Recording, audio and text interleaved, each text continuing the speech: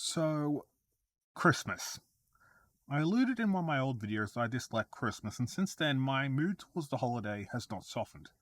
I work at shopping malls, and in mid October you get the warning signs. Then you find people rushing in at speeds where I have to always be on my toes for everything. The amount of used diapers and broken glass in trolleys also shoots way up. Oh yeah, working at a large mall around the Christmas season is the kind of stressful nightmare that I wouldn't wish upon my worst enemy. And in one of I did my last one of these videos, I expressed admiration for very intense movies, is how I'll put it. With that said, I thought that after editing that monstrosity,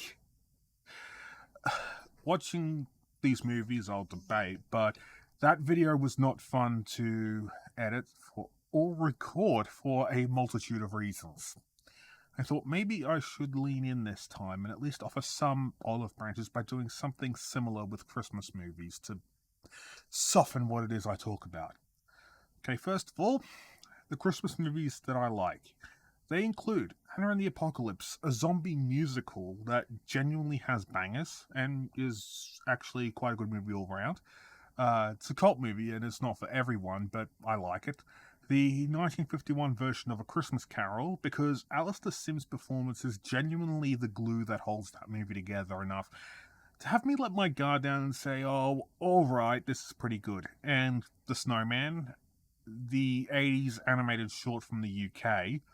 I did find the original Miracle on 34th Street and stuff like that to be decent, even if it's not for me. And Elf is one my family watches every year, and while I genuinely make fun of it a lot, there is something very comedic about Will Ferrell's role as Buddy, yet also very human about travelling a good distance across the world to meet your family. It's something people can relate to, even if the whole being raised by elves isn't. With that said, there is no way that a retail worker would be putting up with Buddy's antics.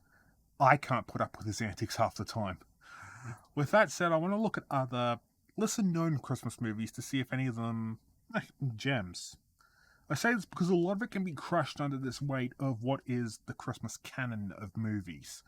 So if anyone here is wanting to hear me talk more in depth about Elf, Bad Santa, Die Hard, It's a Wonderful Life, The Santa Claus, Miracle on 34th Street, The Grinch, and the many, many adaptations of A Christmas Carol, then this is the last time I'm going to mention those movies. Unless there's a really bad animated musical somewhere that nobody knows about. But firstly, as someone who doesn't like Christmas, what makes a holiday movie bad? Santa Claus Conquers the Martians is a 1964 low-budget schlock movie about the children of Mars seeing Earth children being happy, and as they don't have a culture that values emotion, the Martians figure out what to do and decide to kidnap Santa and have him cheer up the Martians. Okay. One of the Martians likes the status quo and tries to stop him, but they decide to Home Alone-ish Santa's Martian workshop. Then, with his dignity gone, like it wasn't already, the villains just stop, and the most annoying one is crowned Martian Santa. Even as a so bad it's good movie, it has too little material to keep making fun of for an 82-minute movie, and plays out like a depressing community theatre play where everyone is bad and there's no engaging with it. So I don't understand what this is going for, and for a movie called Santa Claus Conquers the Martians, I don't need to explain why that makes it an abject failure. That said, I don't intend to find bad Christmas movies, so let's get started. Christopher's Christmas Mission is the English title of a Swedish half-hour Christmas cartoon that's pretty popular over there. The thing is, for any multilingual people here, that if it's not in English, it's not in the Christmas canon, for a vast majority of the English-speaking world, so in these cases I'll allow it. It's about a teenager who works at a post office that idolizes Robin Hood. He steals the Christmas presents for rich people to give to the poor. And he does know the incomes because he is from a rich family and has a book of the town's income. It's the standard let's give back this Christmas story, but the one thing that I find funny is that his father gets angry at him and decides to walk him to everyone he stole from to apologize, but everyone says something akin to, that present sounded terrible anyway. I'm glad you stole it and gave it away. It's just a little jarring because I don't think I've seen a celebrated Christmas classic from anywhere acknowledge the mediocre presents before. It's mostly Santa giving them the perfect one in specials like this, at least in my experience. Either way, the scene in the bar is pretty good, and I like that it keeps religion and Santa and that kind of thing for a minimum. It's just a good kid doing good things. I also like the saxophone heavy soundtrack. It really drives home this melancholic feeling of Christmas in the snow with a disproportionate amount of poor people. Although I'm Australian, so Christmas in the snow is something I have never seen, so that's a thing I may need commenters to correct me on. It's a decent watch if you're okay with subtitles, although there is a point where what they're saying is out of sync with the subtitles and it gets really distracting. And I looked for about a week for a version that has decent subtitles, but no, I couldn't find it. But I hear there's a dubbed version, so you aren't entirely excluded if you don't want to read them. There is a live action remake, but I couldn't find that either. If it's actually good, sorry. If it's bad, great, I guess. Apparently, it's much easier for me to find Christmas cartoons shorts that don't have the same word of mouth behind them as Christmas movies. So, the small one is a Disney cartoon directed by Don Bluth. And right off the bat, the only things I'll say that I don't like about this are the songs are very hit and miss, and I don't like the name of the donkey being a small one. I just think it's a dumb name that screams that they had to rush it out the door. Otherwise, despite being pretty emotionally heavy scenes for a Christmas cartoon, especially one targeted towards kids, I really think this short's single greatest strength is properly conveying the love for your pets in under a half hour. It is about religion, so if you want something secular or not, that's up to you. I'm agnostic, but otherwise, I really don't care because that's not how I see this. Otherwise, Don Bluth sort of has this reputation for putting children emotionally through the ringer, only to have a really over the top happy ending that made it all worth it. And that's true of this too. If you're a parent, I wouldn't recommend this to younger children, but otherwise, there's seriously very little you can hold against this movie. Sure, it can be sad, but I think I've established on this channel I see that as something that's part of its charm, not a flaw. I've decided to go with full-length movies, and while I didn't explicitly go for the stuff that does the exact opposite of a Christmas special, I did want to watch and talk about this. White Reindeer is a 2013 movie about a real estate agent whose husband is killed in a break-in while she's at work. This was right after he got a big promotion and they were going to go to Hawaii together. From there, life and what she knows crumbles. Her husband had an affair, her parents are getting divorced, her colleagues are more interested in her selling her home than her own feelings. And so she's understandably not in the Christmas spirit. Why this? Simple. One of the other reasons why I don't like the holidays is that I feel like the outside world actually invalidates the unhappiness and alienation around this time. I want to draw attention to something that validated the ability to feel this way around this time of year. With that said, I didn't really like this. I get her alienation and I like her excessive partying and go to her neighbor's orgy as a reaction to this, but she's actually closest to the stripper her husband had an affair with. And maybe it's me, but I don't see that clicking. I get meeting her and trying to get to the bottom of who your husband is when hit with a bombshell like that, where not even you know anymore, but this just plays out a little weirdly, if you ask me. Plus, if you for some reason watched my disturbing movie video, what I did for Halloween, I called out Irreversible for having flashing lights, saying this. But there are genuinely moments that are unsafe for epileptics. I dare not show it, but the final few moments are literally flashing lights. I'm okay with atypical filmmaking depending on how it's used, but can filmmakers please try to not cut an entire group of people from seeing their movie because of a medical condition? I don't really care how alienating something like this is. If they want to, they should without that fear. The same applies here, except it's far more frequent than just the end, and I'm not sure if it's just me, but they're more headache-inducing. This isn't just a little complaint that you can brush aside with a difference of opinion. This can kill people. Stop putting this here. Some of my best friends are... Weird title, but it's a 1971 movie about the LGBT nightlife of the time. This does feature a lot of those phobias if you're sensitive to that. Like, there are slurs said that you can't get away with saying today, and there is a riot breaking out because a man hits on a trans woman and he tries to kill her when he finds out she's trans. I thought this was supposed to be a fun alternative to my disturbing movies video. Oh yeah, the Christmas stuff is usually there to convey this sense of created family when your own hates you for who you are. There's no lead character or anything, it's just the happenings going on in a gay bar when Stonewall only just happened, and it plays out from opening to closing time. I do respect this movie a lot for that window, and there is actually a heartwarming scene where someone who works there returns from the hospital and describes just how much the people who frequent there care and had to look out for their own. This isn't Christmas with a nuclear family, but that's okay. See, I saved it. I'd also recommend it as a curious piece of history too. Also, just as an aside, when I say Christmas, I mean the holiday. So, as a piece of variety, I decided to look at Hanukkah movies. And the thing about that is that well is nowhere near as deep as Christmas movies. I did look for one to, I guess, actually bring about unity, considering how oversaturated Christmas is. I feel like if you celebrate something different, that's 3 months of missing out. With that said, what caught my eye was actually a polarizing movie, at least from what I was able to gather. However, just looking at the premise, I just had to know what this was, because reading a synopsis online was enough to sell me on the movie. The Hebrew Hammer.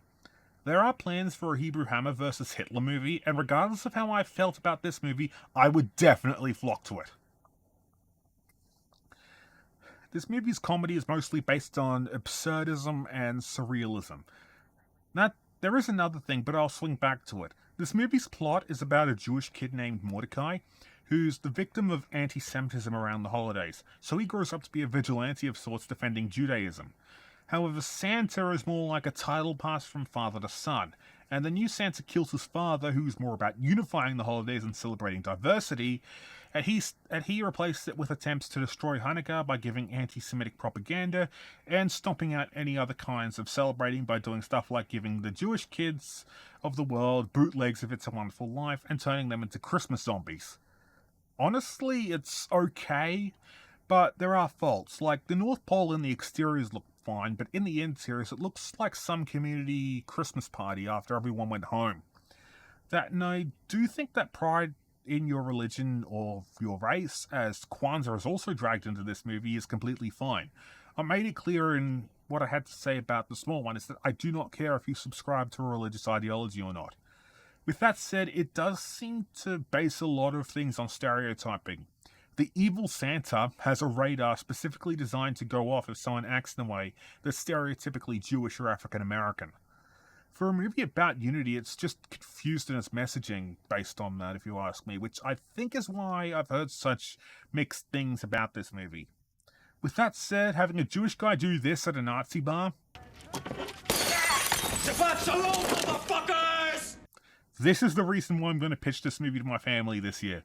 I'm going to try to follow this up with a Hanukkah movie that actually kind of fits a traditional thing rather than countercultural stuff going on here.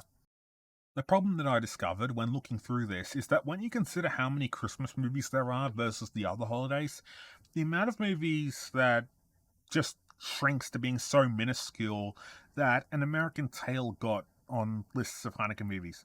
And I also found a rom-com produced by Jeffrey Epstein. Jews deserve better. And one that's about a Jewish kid wanting Christmas presents but learning Hanukkah. I just watched a movie that was like that, but far more insane. I opted for American Tail as I'd never seen that one before. While I guess it counts, the Hanukkah scene is just the first 8 minutes. It's Don Bluth again, which is good, and the more I watch this kind of work from him, the more I realize that I've been sleeping on his work because this is really good. This movie also features pretty good animation, and children who grew up in the 80s see Bluth as being what Disney was between Walt's death and the Renaissance, and to be honest, I see it here. It does have a few bizarre twists, like the villain is actually a cat that pretends to be a rat. It's just extremely bizarre. Also relevant is that this was the only movie I could find that was Hanukkah adjacent in the 20th century. I'm not Jewish, but I really want to know if there's any kind of rules against it, or if this is just bad representation. I enjoy the movie either way. I do think that the last scene where Fievel finally reunites with his family after so long teasing the audience is just a fantastic emotional climax to the film. Yeah, this doesn't really count, but I don't feel like my time was wasted though, so that's cool. I did look at those cartoons that get played every year, with Christopher's Christmas Mission being played in Sweden. However, I wanted to look at the black and white traditional Christmas movies from places that didn't have that level of being ubiquitous to English speaking cultures. And the reason why is because no matter what, it's frequently a look into what is considered normal, or at least was. What I found was less It's a Wonderful Life and more trying to flip a traditional Christmas moral on its head for an entire movie. Placido is a 1961 Spanish movie about a charity auction thing where the rich dine with the poor and vice versa. What would probably be a movie about a sense of perspective to know what it's like and how not everyone has the advantages they have, it openly starts mocking the motivation behind giving to charity. Its conclusion is mostly that it's there to make these rich people look more palatable to the poor people. Its lead character is one in the lower income bracket trying desperately to pay off a car loan. However, it just keeps hitting roadblock after roadblock. It also has mishaps occurring across the board, which devolves into chaos. I don't envy the person subtitling this because there is a lot of people talking over each other in this movie. With that said, while it is seen as a social satire and one that kind of holds true today, I don't really like this one.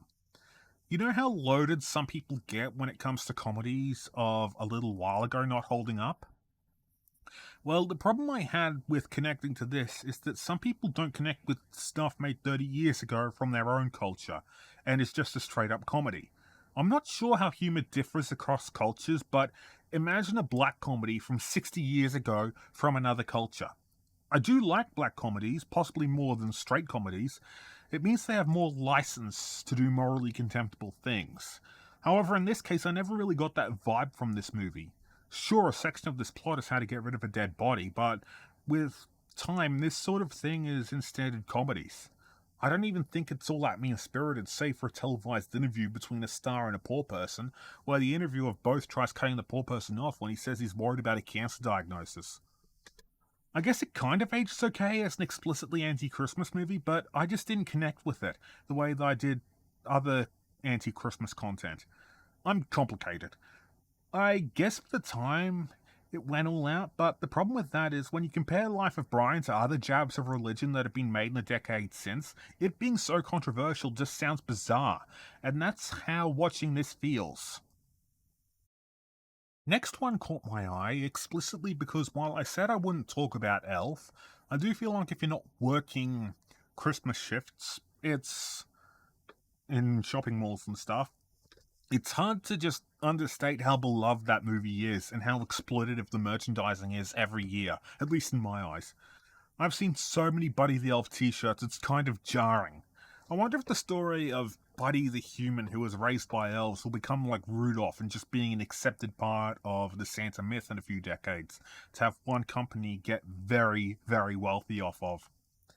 I feel like throwing this thought experiment around because some people may have their guard up about this movie getting a remake. If you're one of those people and didn't know the straight to TV animated musical adaptation existed, then I am very sorry. To start with, Edward Asner reprises his role as Santa, which he's good in the original movie, but Edward Asner singing.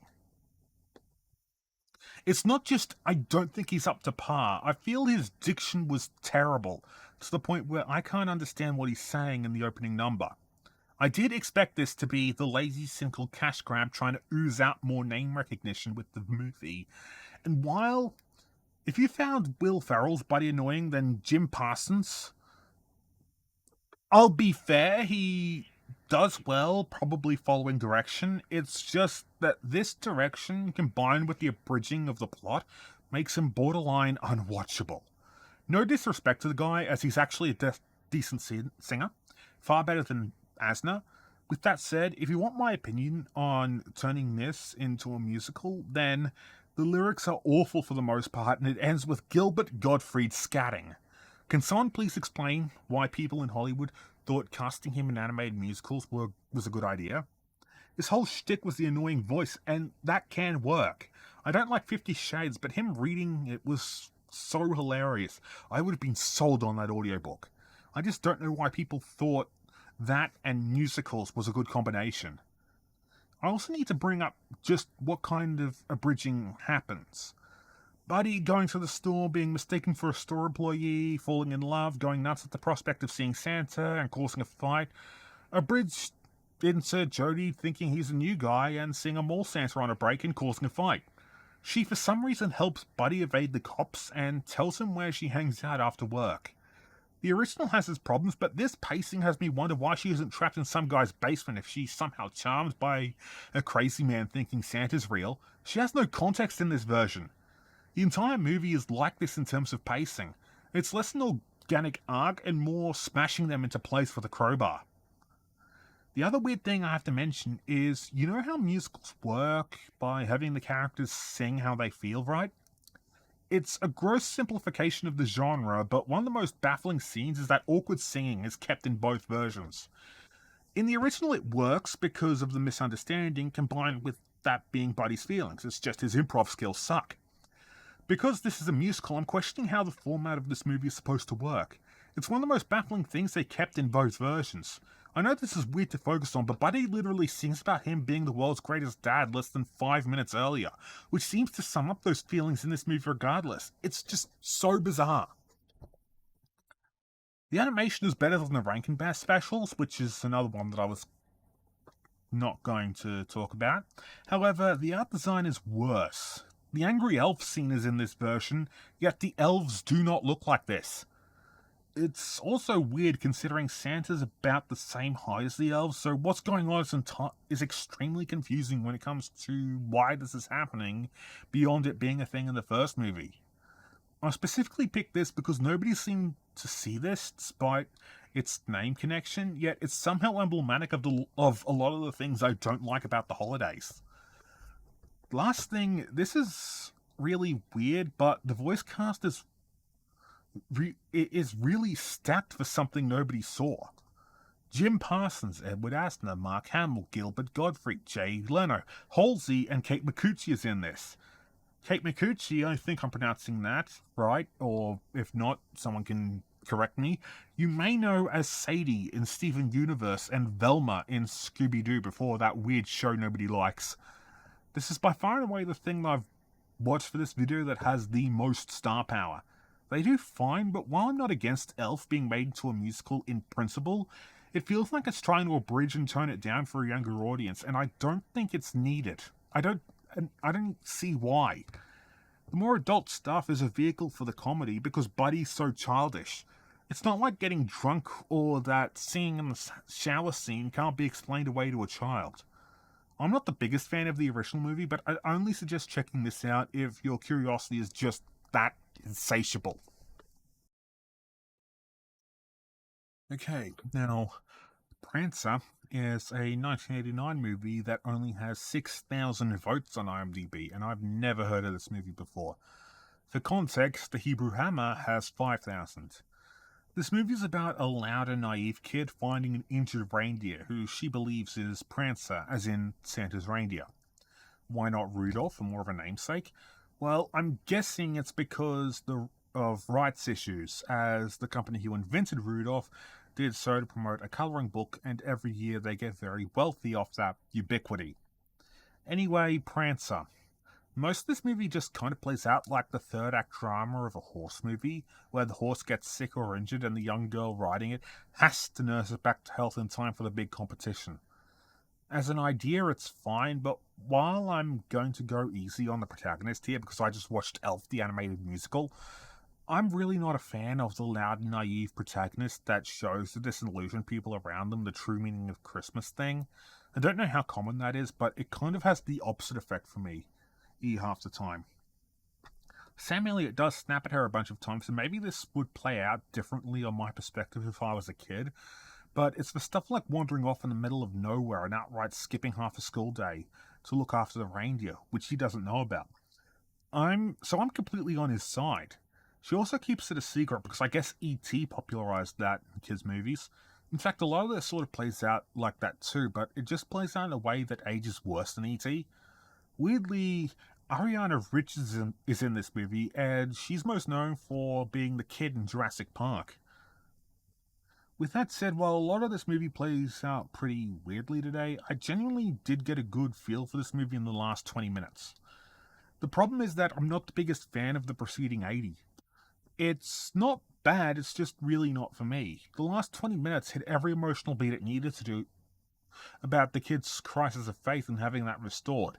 Yeah, it's a Christmas movie, so it has to be restored. Plus, her relationship with her father healing after he fully recontextualizes what's happening. Either way, I think with it being what it is, a little tweaking and changing how frequently she's alone would have actually fixed things.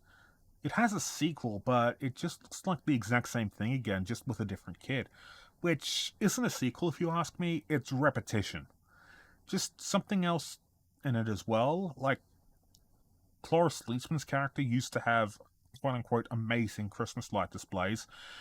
Sorry, but those things are ugly and the trees you wrap them around are desecrated. Someone had to tell you.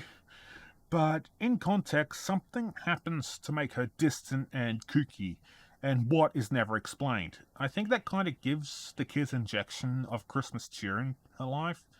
This may sound weird coming from me, but talking within the conventions of the genre, it only feels half told and unearned. And this isn't the only thing that just never has a setup or payoff. Next is a cartoon that I watched as a kid, yet a lot of people seem to have not heard of. Robbie the Reindeer in Hooves of Fire. The thing is that for most of my life I thought this was Aardman, when really it's the BBC. Aardman being the people who made Wallace and Gromit and other lesser known stuff like Pib and Pog, a parody of toddler shows that escalates into extreme violence. Weirdly, Aardman, while being well known for Wallace and Gromit, seemed to have a stronger hand in stuff that's against the grain. This, however, actually is a charity thing done by the BBC. There is some overlap. The director of this also did the Shaun the Sheep movie, so I guess that didn't exactly come out of nowhere. Either way, this is about a reindeer trying to join Santa's team, and Blitzen is jealous of his father, a certain red-nosed reindeer that can't be named. Literally, there's a running joke that I'm convinced was there to avoid litigation. When looking this up, I confirmed it. When I said that people own and get wealthy off the name, I wasn't kidding. It's changed hands, but it's happening. Anyway, while it's very transparent who Robbie's father and it is, and every time they start to say his name, Blitzen stops them, no matter where he is in context of the scene, because he hates them that much. It's honestly one of the few things that actually made me laugh.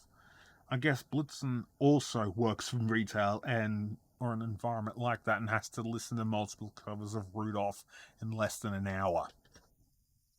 Yeah, the humor relies on stuff like the town in the North Pole where all of this is set being called Coldchester. It's a pun based off the English town of Colchester.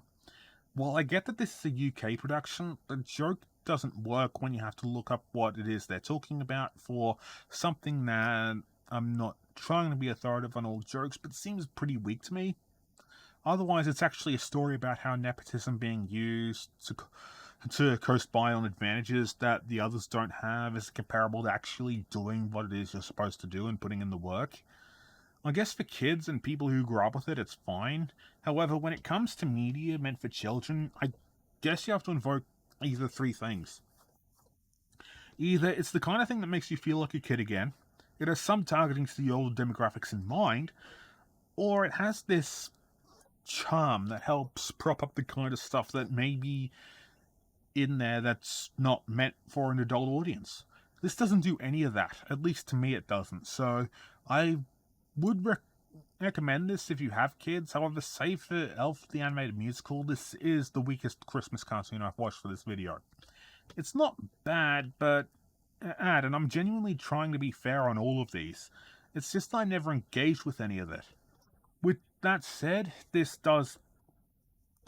also has sequels, one of which involves aliens attacking the North Pole, so I get the feeling that these cartoons get worse.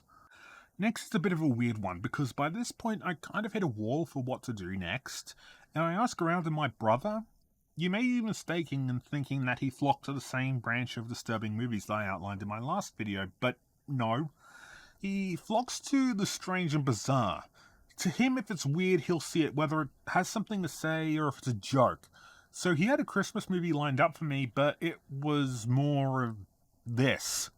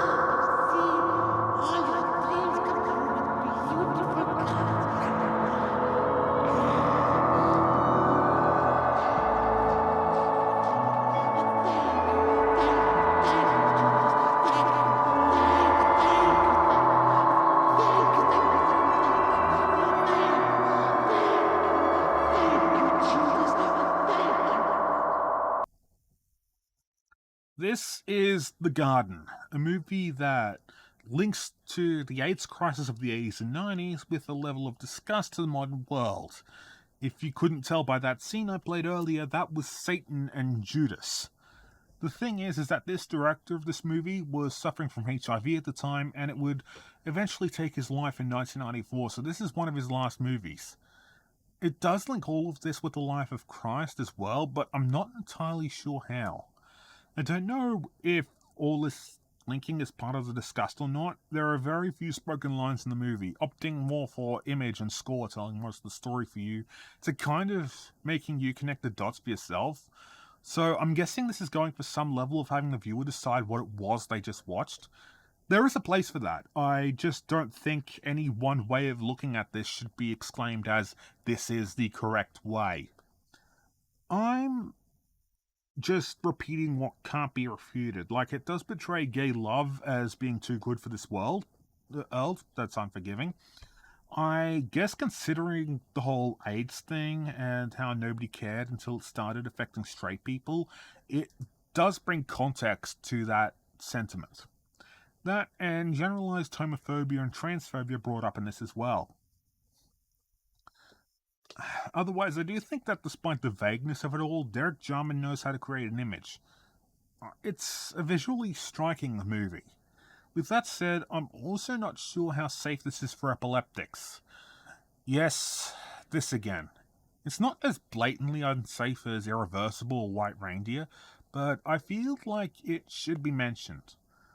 While you also have to be in the right mood to watch something like this, I also do like being challenged in this way, because I think that's healthy in a media diet. But what part of this is Christmassy, you may ask? Here's the people whipping the gay couple. They're in Santa suits. Oh, and this is people in Santa suits singing Christmas carols while filming the sleeping gay couple. Again, I was practically begged by my brother to talk about this. It also has religious iconography if you think that counts, but I don't, because that doesn't necessarily connect to the holidays. Alright, okay.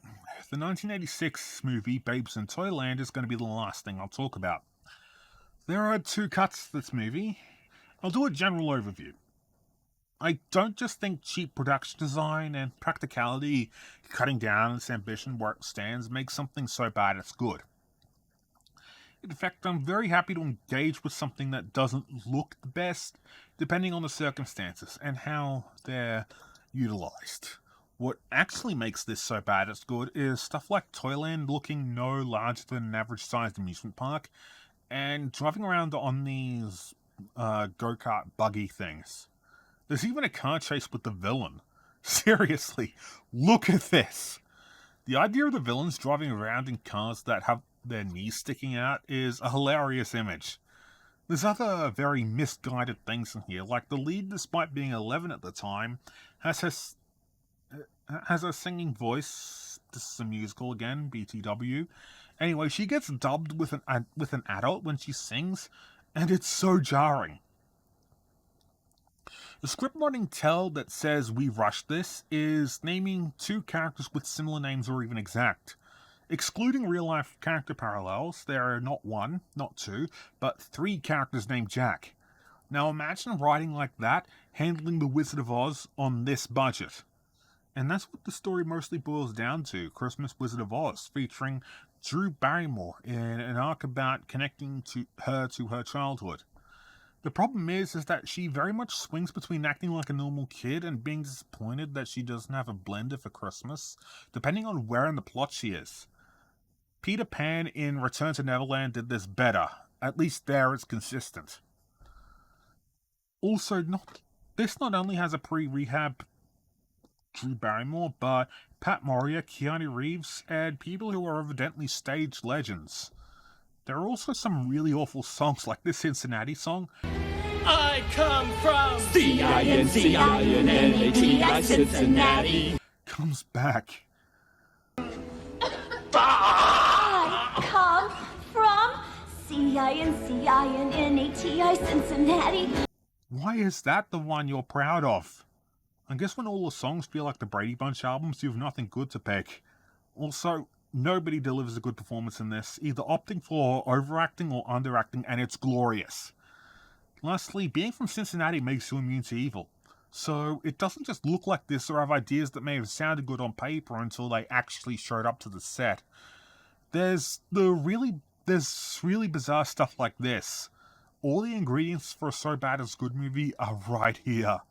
Also, that Cincinnati being immune to evil thing isn't the only weird idea. I'm pretty sure even the people that are from Cincinnati, they can agree that that's a very weird and bizarre idea. The issue with the 2.5 hour cut, however, is that a very great majority of this feels like filler episodes of classic Doctor Who, where it stretches the plot to its most thin and jumps around the same 3 locations. The difference is that classic Doctor Who never really delivered something like this. I'm certain they repeat the same shots over and over as well. It's that level of being blatant. By the end, I just lost my patience at it being fun. The 95-minute cut, however, is actually the most fun I had watching a movie for this video. I didn't say it was good, I said it was fun. Stuff like an adult voice coming out of Drew Barrymore when she sings isn't in this version, which means her wants and goals are somehow even less defined and more contradictory. I didn't think that was possible, but I don't care. However, all the other funny bits remain intact, meaning if you want something hilariously bad to watch this Christmas, I really can't recommend the 95-minute cut enough. I'm about a week away from Christmas as I write this. As it's released, it will definitely be down to the wire. However, there is going to be a question I'm sure people are going to ask. Wait a second, you don't like the holidays. Why are you watching 12 movies depicting them? Personally, I believe that a good movie, book, video game, just anything can come from anywhere. Even if it's waist deep in something I don't like. I feel like that should be the MO for a lot of people, but it very strangely isn't. At least to me, I find it strange. Either way, I did enjoy a lot of these more than I thought I would. The worst is the animated musical version of Elf. That is going to surprise no one. But the best I watched is probably An American Tail. It's not Hanukkah related, but if you're upset at the holidays, how the holidays are barely mentioned or part of the plot, then just watch the small one instead. I guess. The most fun I had is The Babes in Toyland because of how insane and weird it can be. It wasn't intentional for all of these to be musicals. However, I hope you enjoyed this. If you're looking for any of these movies, I'm happy that I added something that isn't the same things over and over. I also hope that whatever you're feeling around this time of year, whether it's the actual highs portrayed in these specials, and if you're not feeling this way, It may not be stuff like what's depicted in White Reindeer, but sometimes it is, and you really can't stop that because society tells you to, and you shouldn't. I hope everyone feeling down feels better and eventually. Happy holidays. Like and subscribe.